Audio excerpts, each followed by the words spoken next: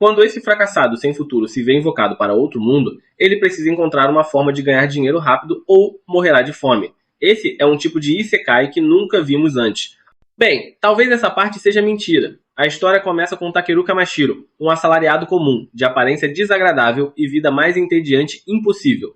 A rotina dele era simples: acordar, ir trabalhar, voltar para casa, assistir ao noticiário chato na TV, dormir e repetir. No entanto, em uma noite em particular, enquanto Takeru assistia televisão, ele foi subitamente surpreendido por uma oportunidade de fazer algo realmente interessante, oferecida por ninguém menos que o deus responsável pelo sistema solar. Esse deus lhe mostra um planeta chamado Emidaias, que aparentemente sofre com o problema de civilizações que sempre acabam perecendo. Como o deus é encarregado do planeta Musas, é seu dever ajudar aquele mundo a prosperar, mas, como uma entidade cósmica, ele não pode agir diretamente. Por isso, deseja que Takeru se torne o novo Messias de Midaias, guiando-o até a grandiosidade.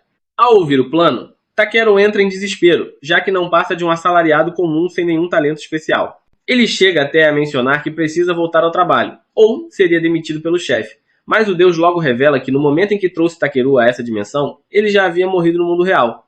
Se recusasse essa chance, sua alma simplesmente desapareceria para sempre. Essa revelação deixa Takeru em choque, mas depois de se acalmar percebe que não tem outra escolha além de aceitar. Uma vez que concorda, o deus concede a ele alguns poderes especiais antes de enviar ele para Médias.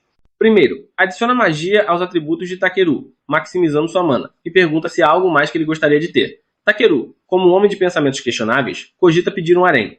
O deus lê suas intenções e garante ao degenerado que, em sua jornada, encontrará muitas beldades e terá a oportunidade de conquistar elas. Além disso, concede-lhe uma habilidade de busca especial. E, depois de adicionar outras capacidades convenientes, como conhecimento universal de idiomas, resistências variadas e até uma bolsa mágica para carregar seus pertences, o deus simplesmente o despacha de forma abrupta, sem sequer uma despedida adequada.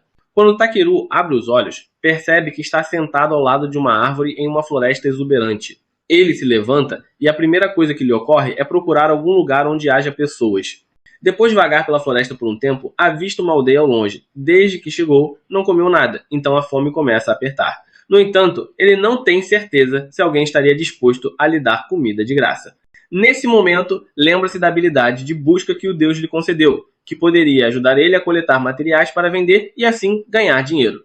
Animado, grita em voz alta: ativar magia de busca. Para sua vergonha, nada acontece, o que o faz se perguntar se lançou o feitiço errado. Relutante, escreve as palavras em japonês no chão e dessa vez funciona. Diversos sinais holográficos aparecem próximos de objetos trevos, diamantes, corações indicando a localização dos materiais. Takeru utiliza a função de análise em um dos itens e recebe informações detalhadas. Por exemplo, o sistema mostra que a erva do luar é uma flor amarela que floresce sob a lua crescente, classificada como Rank B em raridade. Por ser rara, Takeru a coleta e a guarda na bolsa mágica.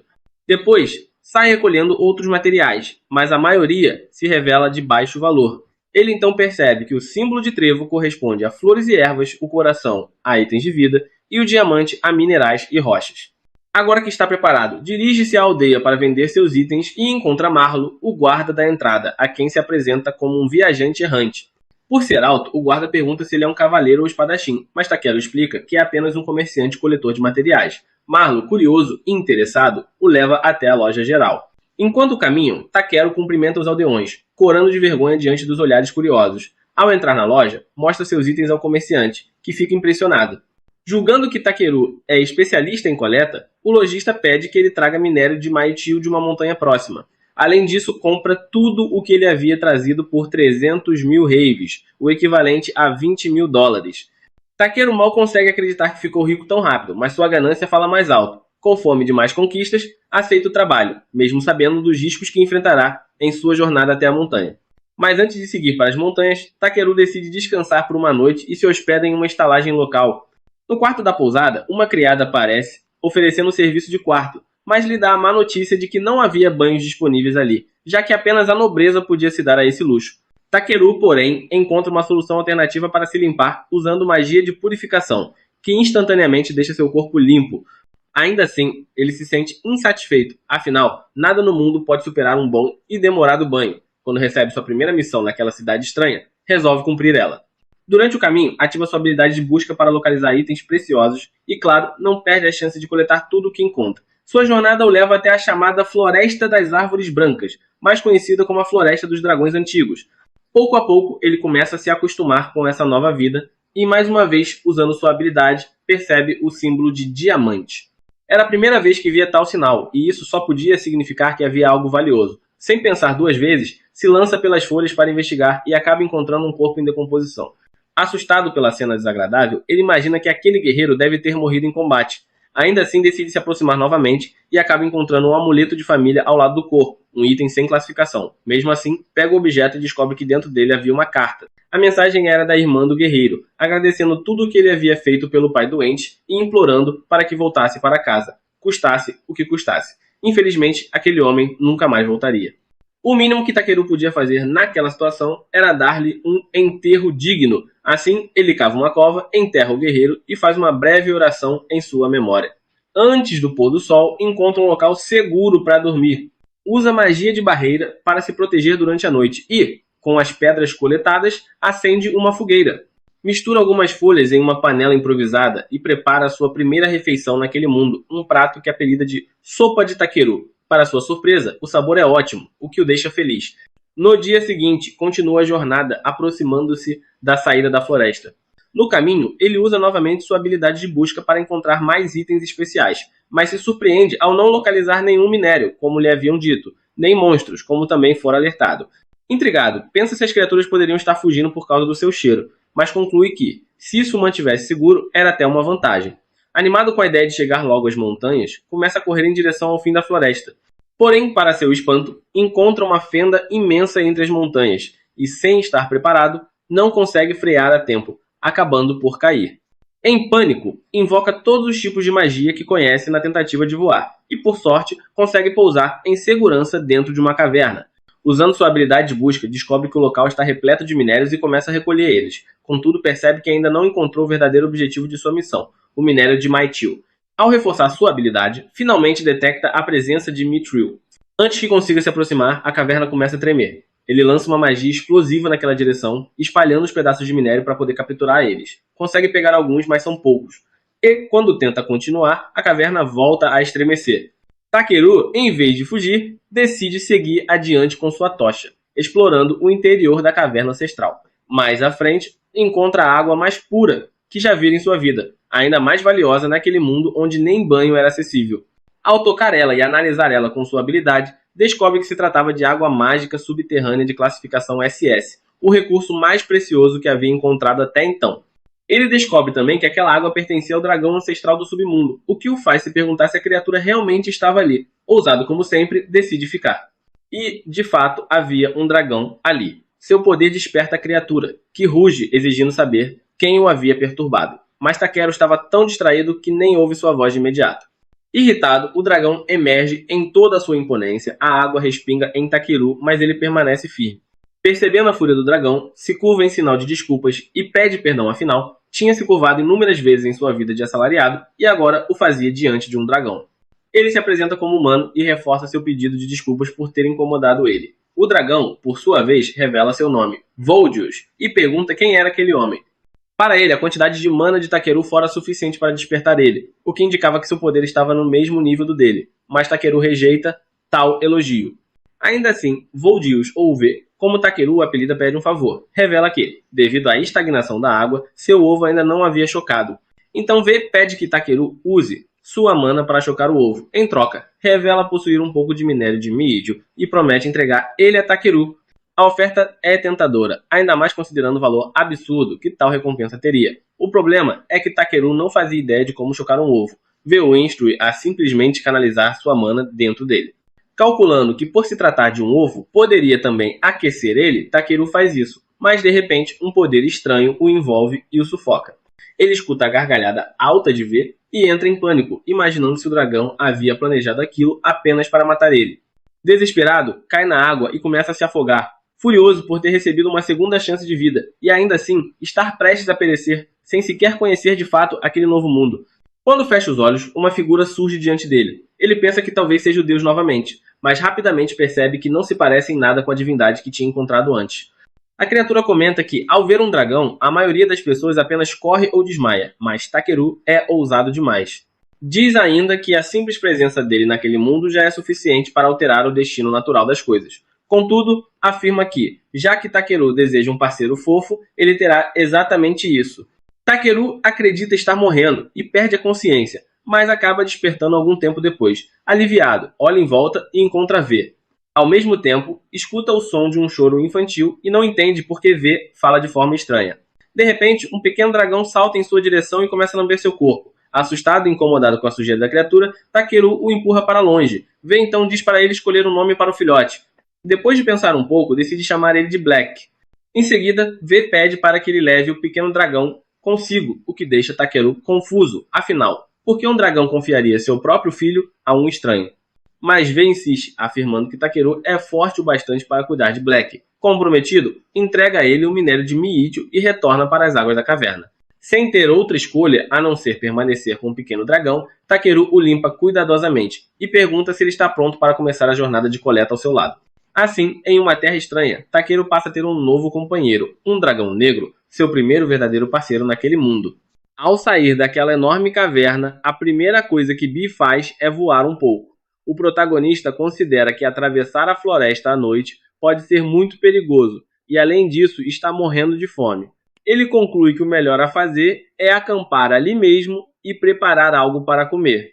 Logo depois, vemos que Takeru tem acesso à água mágica subterrânea do covil do dragão ancestral.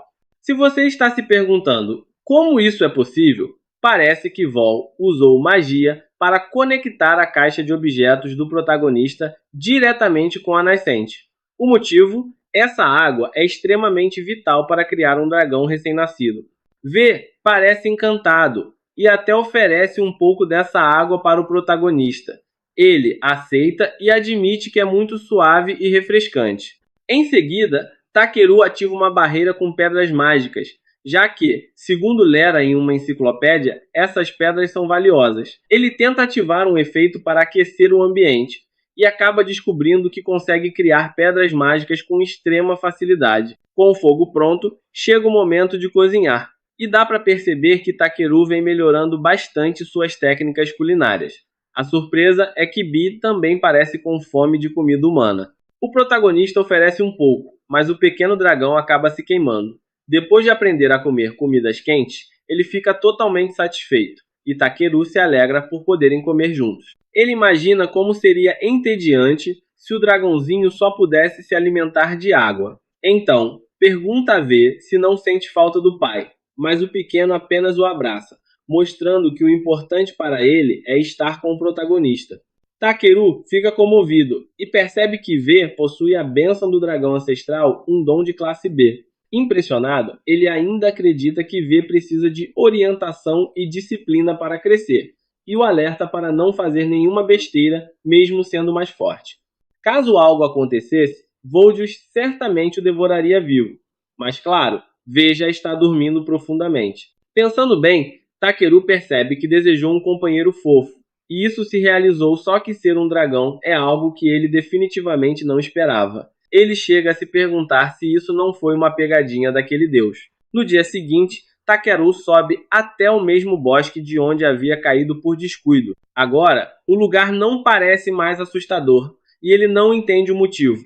Antes, o bosque era tomado por névoa e sombras, mas agora está iluminado e bonito. Enquanto pede a V que não se afaste muito, Takeru decide aproveitar o momento para trabalhar e coletar alguns itens de classe C. Ao ativar sua habilidade de busca, percebe que há coisas muito boas por perto. Porém, V retorna assustado, e o protagonista usa sua habilidade para detectar monstros agressivos. Parece que há vários. Ele lembra que antes achava que seu Eido espantava os monstros e se pergunta se esse efeito já desapareceu. Mesmo assim, ele não tem medo se há monstros, a lute, então está disposto a enfrentar eles. Mas ele fala cedo demais, pois aparece uma criatura de mau humor, um Rokualcon, uma ave gigante extremamente violenta e carnívora. Comparado a Vol, Takeru acha até pequeno e pensa que, por ter asas, deve dar uma boa refeição. Ele usa um feitiço de gelo para atravessar ele e pretende coletar o corpo depois. Em seguida, aparecem outros inimigos coiotes com cauda de serpente. É a primeira vez que vê algo assim, mas, em vez de se assustar, Takeru só vê mais carne para farmar. Esse garoto vê oportunidade em qualquer problema. Ele decide usar Quick para se mover mais rápido, Reduction para deixar o corpo mais leve e Heart para dar um toque de carinho nos inimigos ao seu jeito. Parece estar se divertindo e até comenta que ter pernas longas está sendo ótimo para lutar. Com todos derrotados, chega sua parte favorita: coletar carne sem parar. Takeru acha que a coleta foi um sucesso, mas os monstros continuam surgindo. Como não pretende lutar para sempre, Bee tenta levantar ele e sair voando, mas ainda não tem força suficiente a menos que Takeru use Reduction. Com isso, eles finalmente alçam voo pelos céus. Takeru alerta que estão subindo demais e o dragãozinho, assustado, acaba soltando o protagonista. O resultado é uma queda absurda. Ele não acredita que sobreviveu e, ao abrir os olhos, vê o pequeno dragão o observando com cara de preocupação. Takeru reconhece a área é o mesmo lugar onde havia acampado. Pergunta a V a que velocidade ele estava voando, mas, obviamente, o dragãozinho não sabe responder. Mesmo assim, o protagonista lembra que ainda é humano e pede para que da próxima vez ele vá com mais calma. V parece não entender, mas Takeru diz que confia nele, o que faz os olhos do pequeno dragão brilharem. Ele pode não compreender todas as palavras, mas entende o carinho e responde com um abraço apertado de dragão. Mais tarde, o protagonista comenta que, segundo sua habilidade de busca, a aldeia de Torme fica a cerca de 1 hora de caminhada daquele local. Ele menciona que a região é formada por uma ramificação de Yggdrasil, uma árvore lendária e muito conhecida. V sopra um pouco de seu hálito carregado de mana sobre um galho, e o ramo se transforma completamente diante deles. Mesmo tentando aplicar lógica ao que vê, Takeru não entende o que acabou de acontecer. O que ele sabe é que não quer parecer um coletor com um cajado, pois acha que o faz parecer um mago exibido. De repente, um rugido aterrorizante ecoa nas profundezas da floresta, deixando ambos em alerta. Por algum motivo, V sai voando, como se quisesse guiar Takeru até algum lugar específico. Ao chegar a um grande tronco de árvore, o protagonista descobre uma elfa loira em estado deplorável. Ele pergunta se ela foi atacada por monstros, mas ela explica que não, apenas está há 3 dias sem comer nada. Takeru fica surpreso. Aquele rugido assustador que ouviu de longe era apenas o estômago dela. A elfa pede um pouco de água e ele prontamente oferece a que tem. Ela agradece, aliviada, mas seu estômago continua rugindo como um leão faminto. Takeru se lembra de que a estalagem onde ficou havia lhe dado um pouco de comida para a viagem, então ele oferece à elfa, que devora tudo em segundos. A refeição não apenas salva sua vida, mas a deixa revigorada como se tivesse recuperado forças sobre-humanas. A elfa diz que nunca provou nada tão delicioso, mas Takeru comenta que depois de tantos dias sem comer, qualquer coisa parece maravilhosa. Ele até reflete que, em situações parecidas, até um copo d'água e algumas bolachas velhas podem parecer um banquete.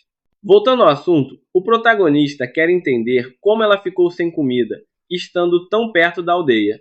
A elfa explica que saiu sem pressa e acabou esquecendo de levar mantimentos. Takeru considera essa desculpa inaceitável e a repreende, dizendo que foi uma irresponsabilidade que poderia ter matado ela.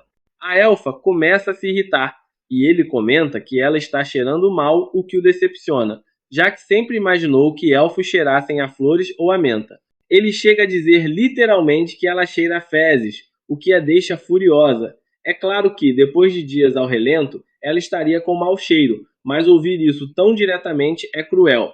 Ofendida, ela agradece pela ajuda, mas diz que jamais o perdoará por ter insultado ela dessa forma, e decide partir. Takeru recolhe mais alguns materiais enquanto volta para casa. Do lado de fora da floresta, Bee nota algo estranho e Takeru percebe uma carruagem vindo pela estrada. À medida que ela se aproxima, ele repara que está sendo puxada por um cavalo unicórnio especial de rank E. O cocheiro, chamado Porum, pergunta o que ele está fazendo sozinho na floresta. Takeru responde que está indo para a vila de Torme, o que deixa Porum surpreso, já que o rapaz pretende ir a pé. Sua esposa e filhos observam o estranho com curiosidade e, ao notar o cajado nas mãos de Takeru, Porum pergunta se ele é um mago. O jovem explica rapidamente que é apenas um coletor, o que impressiona Porun, pois considera essa uma profissão rara. Ele então menciona que também está indo para Torme. Porun oferece uma carona a Takeru, mas ele recusa dizendo que é muito grande para caber na carruagem. As crianças riem de sua aparência incomum, mas o filho mais velho, Palon, insiste para que ele vá junto. Sem jeito, Takeru acaba subindo na parte de trás da carruagem. Enquanto viaja, ele se pergunta por que todas as crianças desse mundo parecem gostar tanto dele. Porun brinca com o tamanho do novo companheiro, e Takeru se desculpa mais uma vez por ocupar tanto espaço. O cocheiro ri e diz que não há problema em ajudar um morador de Torme em apuros. Ele e sua família demonstram ser pessoas gentis, o que surpreende Takeru, principalmente por ver crianças tão jovens viajando em uma jornada perigosa. A filha de Porun, chamada Yunan, lhe oferece um pequeno presente.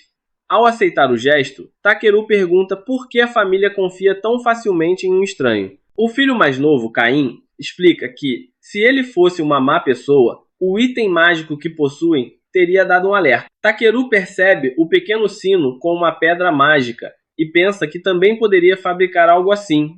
Lembrando-se de se apresentar, ele diz seu nome, e a esposa de Porun, Elisa, também se apresenta com um sorriso amigável. De repente, algo começa a se mover dentro da bolsa de Takeru Bi, sua criatura companheira. As crianças escutam o som e ficam curiosas, mas Takeru tenta disfarçar, já que se trata de um monstro raro. Elisa, porém, comenta que é comum aventureiros viajarem com mascotes monstruosos, então ele decide deixar eles ver. Quando Bi sai, as crianças ficam encantadas. Porun e Elisa se surpreendem ao ver que ele possui um pequeno dragão, sem saber que Bi, na verdade, é um antigo dragão disfarçado. Para manter o segredo, Takeru diz que é apenas um dragão negro. A família se pergunta se ele seria um cavaleiro de dragões, mas Takeru explica que apenas chocou um ovo que encontrou por acaso. Enquanto Bi brinca com Takeru como se fosse massa de modelar, Porun fica chocado por ele ter conseguido chocar um ovo de dragão sozinho. Takeru pergunta a Elisa o quão raros são os dragões, e ela responde que mesmo cavaleiros de dragão são difíceis de encontrar, quanto mais dragões verdadeiros. Pensando em jogos que já jogou, Takeru se pergunta se também existem cavaleiros de dragão neste mundo. Mais tarde, ao anoitecer, o grupo faz uma pausa para descansar. Takeru usa suas pedras mágicas para montar uma barreira de proteção. Porun se sente aliviado por saber que não serão atacados por monstros durante a noite, e Takeru acrescenta que Bi ficará de vigia. Enquanto o pequeno dragão voa em volta, a família sente-se segura com aquele poder ao seu lado. Quando Elisa começa a preparar o jantar, Takeru se oferece para cozinhar naquela noite. Ele retira um conjunto de panelas de sua bolsa, deixando as crianças maravilhadas, achando que ele realmente é um mago. Sorrindo, ele explica que é apenas uma bolsa de armazenamento sem fundo e logo começa a cozinhar. Assim que a comida fica pronta, o aroma delicioso deixa todos animados. Takeru os convida a comer, e as crianças são as primeiras a experimentar, ficando encantadas com o sabor. Elisa elogia a comida com entusiasmo, mas Porun fica em silêncio, tremendo ligeiramente. De repente, o cocheiro levanta o rosto com lágrimas e catarro, chorando de emoção por finalmente comer uma refeição de verdade depois de tantos dias sobrevivendo apenas com carne seca. A família ri de sua reação exagerada e até Takeru não consegue conter o riso. Porun insiste que deve haver alguma magia especial na comida de Takeru, e os filhos caem na gargalhada com as brincadeiras do pai até terminarem a refeição. Após o jantar, Porun pega um violão e começa a tocar, enquanto Elisa canta, enchendo o acampamento com uma melodia suave. Takeru se junta às crianças, brincando e rindo junto com elas, sentindo uma alegria simples e sincera. Por um instante, ele se lembra de sua vida solitária na Terra e sente gratidão por ter conhecido pessoas boas naquele novo mundo. Quando a noite termina, ele põe Bi para dormir e observa o pequeno dragão adormecer. Deitado em sua cama improvisada, Takeru olha para o céu estrelado e pensa em como está feliz por ter recebido uma nova chance de viver. Na manhã seguinte, Takeru começou o dia cuidando de suas ferramentas, enquanto o comerciante e sua esposa se preparavam para partir rumo à vila. Depois do café da manhã, seguiram viagem e não demorou muito até que o grupo chegasse aos arredores da vila de Torme. Ao chegar ao portão principal, Takeru desceu da carruagem e agradeceu ao comerciante e à sua família por permitirem que ele viajasse com eles. O comerciante, por sua vez, também expressou gratidão por Takeru ter sido uma companhia tão agradável e se despediu antes de seguir para sua casa no interior da vila. O guarda do portão então se aproximou e comentou com Takeru que aquela família só aparecia por ali durante a primavera, passando o inverno nas cidades. Takeru achou curioso e perguntou o motivo. O guarda explicou que o comerciante vivia de vender materiais de tricô em outras regiões. Lembrando-se da expressão triste do comerciante durante a viagem, Takeru deduziu que os negócios não estavam indo bem naquela estação.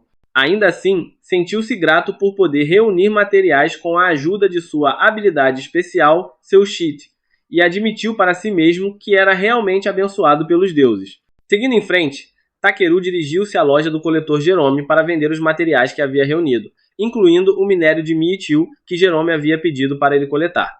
Jerome examinou o minério com atenção e, após um bom tempo avaliando, soltou um suspiro antes de anunciar uma grande notícia. O minério trazido por Takeru não era um simples minério de Miitil, mas sim Mi-Fio mágico. Takeru já sabia disso, pois havia misturado propositalmente minério mágico de Miitil com um minério comum, mas fingiu surpresa. Jerome, impressionado, perguntou onde ele havia conseguido algo tão raro, explicando que aquele tipo de minério era considerado lendário. A revelação deixou Takeru verdadeiramente chocado, fazendo-o perceber o quão poderosas eram suas habilidades. Sua surpresa aumentou ainda mais ao descobrir que a quantidade de minério que coletara era suficiente para conceder mais poder do que todas as pedras mágicas do país, somadas a algo extremamente sério. Fingindo modéstia, Takeru disse que apenas teve sorte, mas Jerome discordou, afirmando que ele era um prodígio nato na coleta de materiais. No entanto, o coletor também observou que Takeru parecia carecer completamente de bom senso. Desejando-lhe sucesso, Jerome recomendou que ele fosse para a cidade de Belkain, garantindo que lá encontraria informações valiosas e oportunidades para crescer. Acreditava que alguém do calibre de Tearu teria facilidade em alcançar fama e sucesso. Takeru pensou por um momento antes de concordar com o conselho. Mais tarde, naquela noite, ele retornou à estalagem e começou a ler uma enciclopédia. Descobriu que não sabia o que era uma guilda de aventureiros e, curioso, buscou aprender sobre o assunto. Após ler com atenção, decidiu que se tornaria oficialmente um aventureiro, pois assim poderia ganhar dinheiro enquanto explorava o belo mundo de Isai.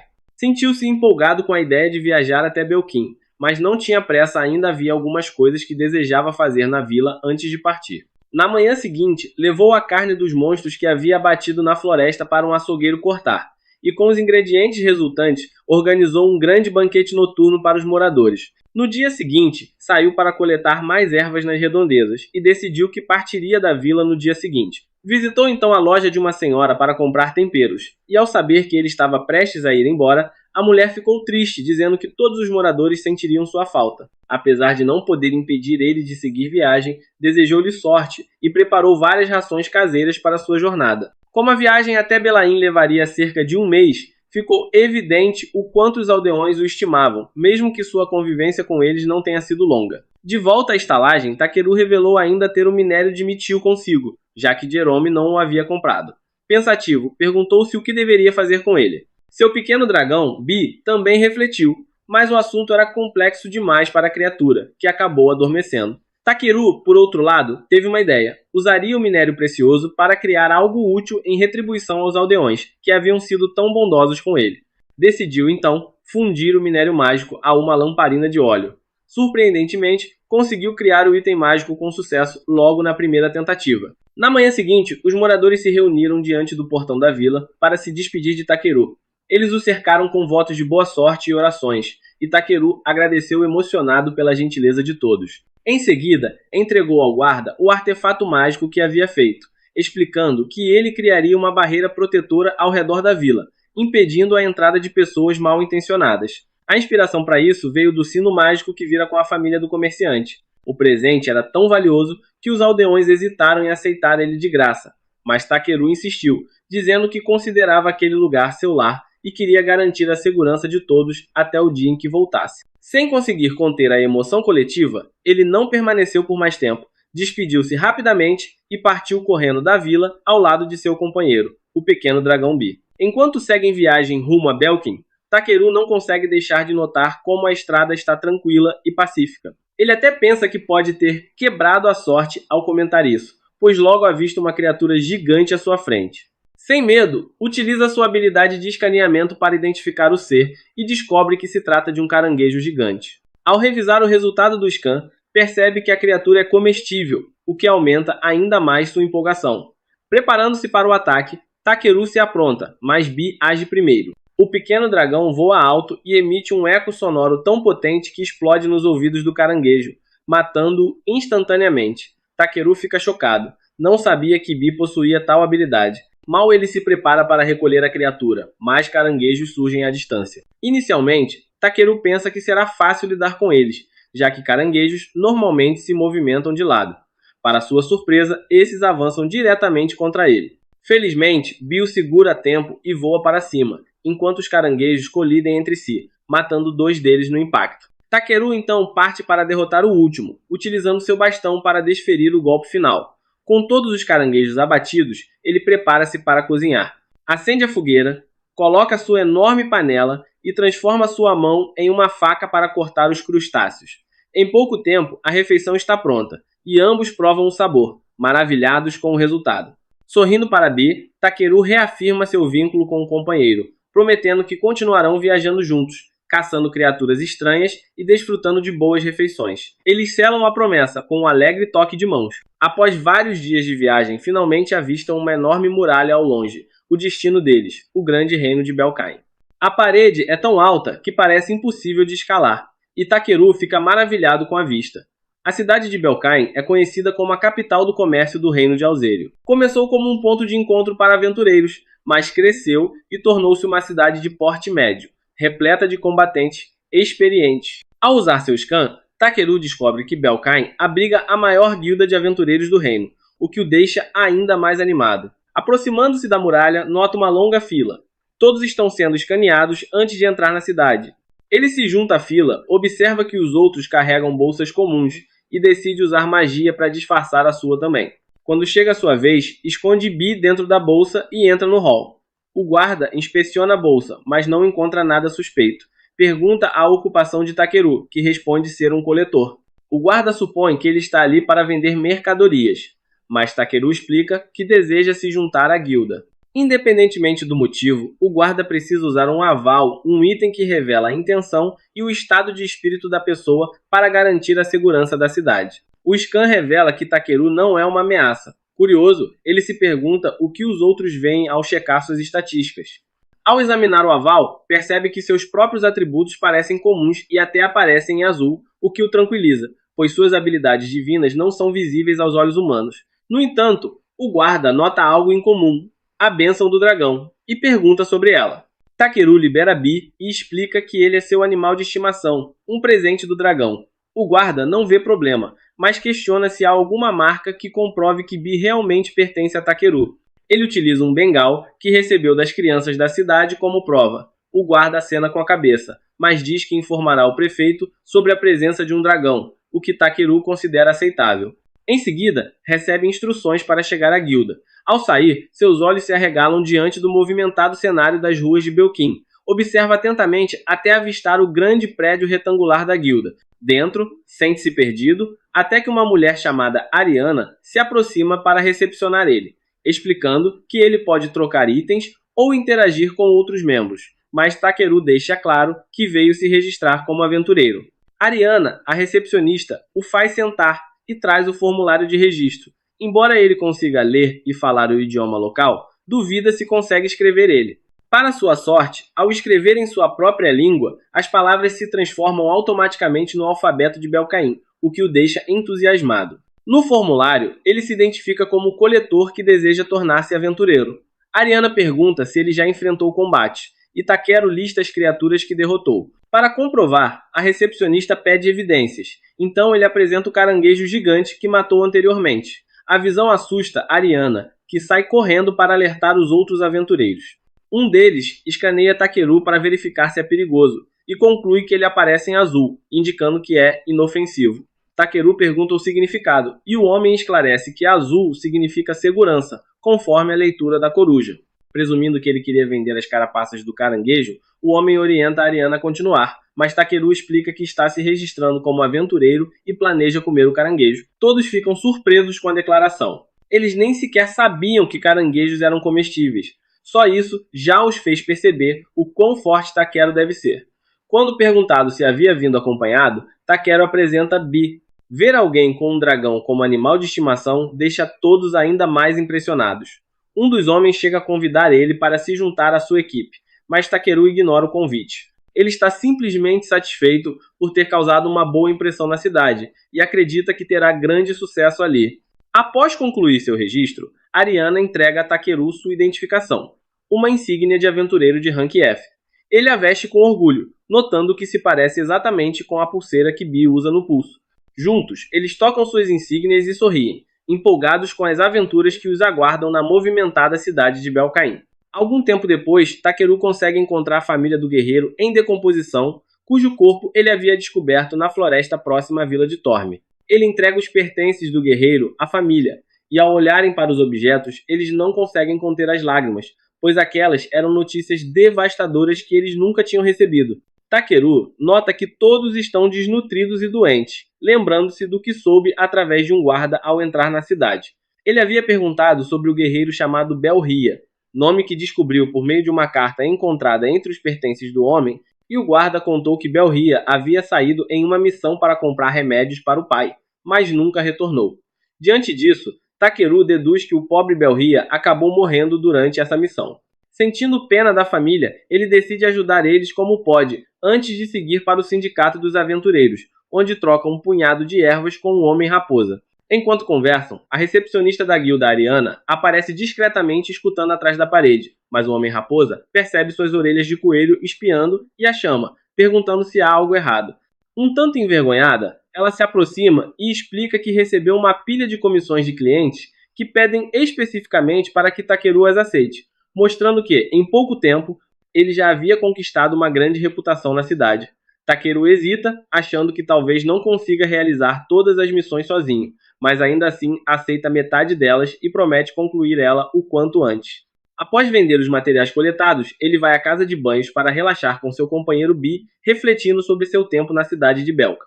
Segundo ele, já se passaram 2 semanas desde sua chegada, e as coisas têm corrido tranquilamente. Ele se lembra da primeira vez que foi ao banho público. A água era imunda, mas ele rapidamente purificou tanto a piscina quanto o fluxo de água usando sua magia de limpeza. Graças a isso, agora pode frequentar o local todos os dias para aliviar o cansaço.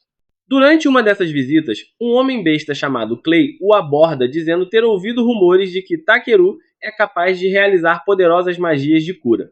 Taquero pede que ele explique melhor, e Clay conta que dizem que ele curou uma pessoa terminalmente doente nos cortiços. A história é verdadeira. Taquero realmente usou magia de cura para salvar o pai de Belria e toda a família, devolvendo-lhes a vitalidade.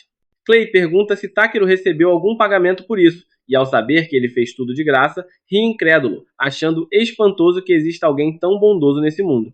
Em seguida, Clay aconselha Taquero a subir de patente como aventureiro, dizendo que só assim poderá aceitar missões mais difíceis e ganhar mais dinheiro.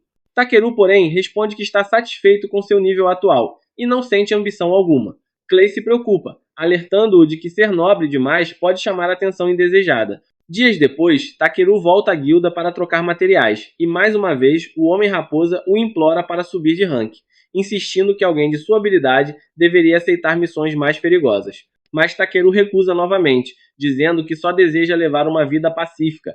Nesse momento, uma horda de goblins surge inesperadamente e marcha em direção à cidade. Todos os aventureiros de rank D são reunidos para a defesa, enquanto Taquero tenta se afastar discretamente, já que é apenas rank F. Antes que consiga sair, o mestre da guilda, Rodor, o puxa à força, ciente de sua verdadeira força. O plano é impedir que os goblins cruzem o rio próximo, e Rodor anima os aventureiros com um discurso digno de um comandante de Attack on Titan. Logo, todos partem para a batalha, e montam um acampamento no topo de uma montanha, de onde podem vigiar os arredores. Muitos já estão lutando na linha de frente, mas Taquero fica para trás, hesitante e cauteloso. Mucieli, uma jovem curandeira, permanece ao lado dele, tremendo de medo diante dos sons da floresta e das criaturas selvagens. Percebendo seu pavor, Taquero tenta acalmar ela, dizendo que ela tem um papel importante curar os feridos durante a batalha. Ele diz que não há vergonha em temer o desconhecido, mas que os humanos precisam enfrentar ele para sobreviver. Suas palavras animam Mucieli, que ganha confiança e promete agir como uma enfermeira de campo. No acampamento, Clay também está presente, e Takeru pergunta por que um guerreiro como ele não está lutando na frente. Clay explica que carrega uma grande cicatriz nas costas, e que nesse mundo isso é sinal de vergonha, pois significa que a ferida foi recebida enquanto fugia do inimigo.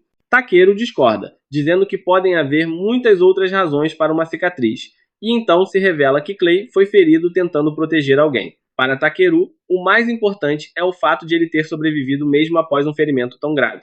Clay ri de si mesmo, lamentando que o mundo não pense como Takeru, um homem que, apesar da força e da bondade, só busca paz em um mundo dominado pela luta e pela ganância. De repente, um alarme de emergência soa vindo das linhas de frente, e o padrão do som indica que os goblins romperam a defesa e agora estão avançando na direção da posição de Takeru.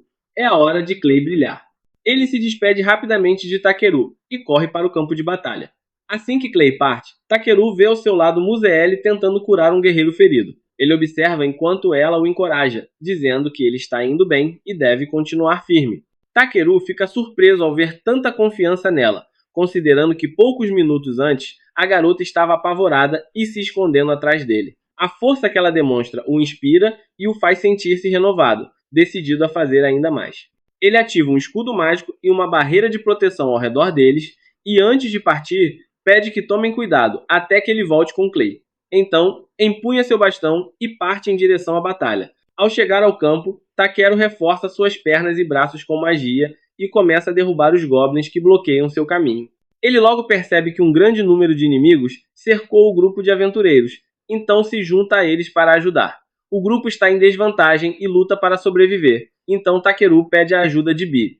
Assim que o companheiro lança seu ataque, vários goblins são instantaneamente mortos. Quando Takeru finalmente encontra os outros, pergunta o que aconteceu, e eles explicam que foram atacados por uma classe superior de goblins, liderados por um sargento goblin. Por causa disso, a linha de defesa da frente foi destruída e eles precisaram recuar. Eles contam também que se não fosse por Clay, o reino teria sido invadido. Infelizmente, Clay se perdeu no meio da luta, e ninguém sabe onde ele está. Preocupado, Takeru decide procurar ele, e como suspeitava, o encontra lutando sozinho contra um grupo de goblins. Ele chega a tempo de atacar os inimigos, dando a Clay um momento para respirar. Mesmo assim, Clay pergunta o que Takeru está fazendo ali, dizendo que ele é fraco demais para aquele tipo de confronto.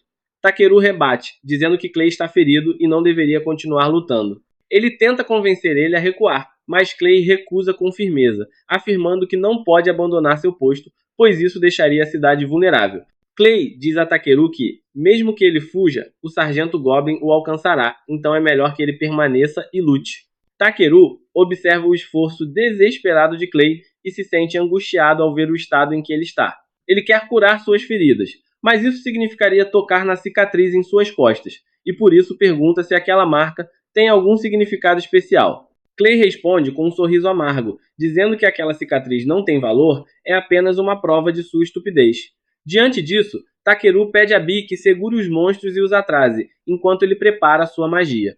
Ele então tira de sua bolsa um frasco contendo um elemento mágico de água e o derrama sobre Clay, restaurando completamente seu corpo. Clay, confuso, pergunta o que Takeru está fazendo, mas logo sente uma energia imensa percorrendo seu corpo, reacendendo sua força e ferocidade. Quando Clay pergunta o que ele fez, Takeru apenas responde que o curou, incapaz de revelar toda a verdade. O que Clay sente, porém, vai muito além de uma simples cura. Ainda assim, não há tempo para questionamentos e os inimigos continuam avançando. Revigorado, Clay parte para o combate, transformando-se em uma verdadeira força da natureza. Com suas garras afiadas, ele despedaça os goblins e lidera o contra-ataque que garante a vitória. Um dos aventureiros que testemunharam o que Takeru fez se aproxima e pergunta o que ele usou em Clay. Mas Takeru minimiza tudo, dizendo que apenas aplicou uma cura simples. O aventureiro não acredita, intrigado com seu poder, e pergunta quem ele realmente é. Takeru responde humildemente que é apenas um aventureiro de rank F querendo ajudar. Mesmo desconfiado, o homem agradece Takeru por ter salvado eles e promete que a guilda o recompensará. Takeru retorna à sua hospedaria acreditando que finalmente terá paz, mas sua tranquilidade é interrompida quando Clay, totalmente recuperado, aparece para falar com ele. Clay sabe que o que Takeru fez está além de qualquer magia de cura comum e o confronta, pedindo uma explicação. Tentando se justificar, Takeru revela que usou um elemento de água obtido de uma antiga fonte ligada a um dragão ancestral, a mãe de Bi. Clay fica surpreso com a revelação e pergunta por que ele desperdiçou um recurso tão poderoso com alguém como ele. Takeru apenas responde que não acha isso importante, já que ainda possui bastante daquela água. Clay agradece sinceramente, mas, ainda curioso, pergunta quem realmente é Takeru e de onde ele veio, deixando o jovem completamente sem palavras diante da pergunta. Ele sabia que havia sido advertido para não contar a ninguém sobre sua verdadeira fonte de poder, mas também não queria levantar suspeitas. A dúvida o consome, e ele hesita tanto em responder que Clay percebe seu desconforto. Tentando não pressionar ele, Clay diz que ele não precisa falar nada e começa a se afastar, mas Takeru o interrompe, afirmando que confia nele e por isso contará a verdade. Então, com calma, ele revela que vem de outro mundo. Como era de se esperar, Clay não acredita. Ele ri, achando que se trata de uma piada, e tenta mudar de assunto. Mas em meio à conversa, Clay comenta que o que Takeru usou nele foi tão poderoso que o transformou temporariamente em um Dragonute, uma forma ancestral ligada à linhagem dos Homens Lagarto. Durante aquele estado, ele sentiu um poder tão imenso que mal conseguia compreender. Por um momento, achou que iria perder o controle e fazer algo terrível. Mesmo assim, diz estar grato por ter experimentado o que é ser um descendente dos dragões antigos, uma sensação indescritível. De modo despreocupado, Takeru pergunta se ele já voltou ao normal. Clay responde que sim, e Takeru o aconselha a se acostumar com aquela transformação, para que no futuro consiga controlar melhor sua força. Clay o observa curioso e comenta que Takeru é sempre tão tranquilo diante de tudo algo que ele sempre quis dizer a ele. Com um leve sorriso, Clay se despede e vai embora, deixando Takeru refletindo sobre o que acabara de acontecer. Mais tarde, Takeru sai para caminhar pela cidade. As ruas estão movimentadas, cheias de vida e energia, exatamente como ele imaginava que uma grande cidade deveria ser. Enquanto anda, ele avista uma loja de armas e decide parar ali, interessado em comprar algo novo. O dono da loja o chama animadamente, e Takeru se vira com um sorriso. Sua jornada está indo bem, e ele não consegue esconder a empolgação por tudo que ainda está por vir.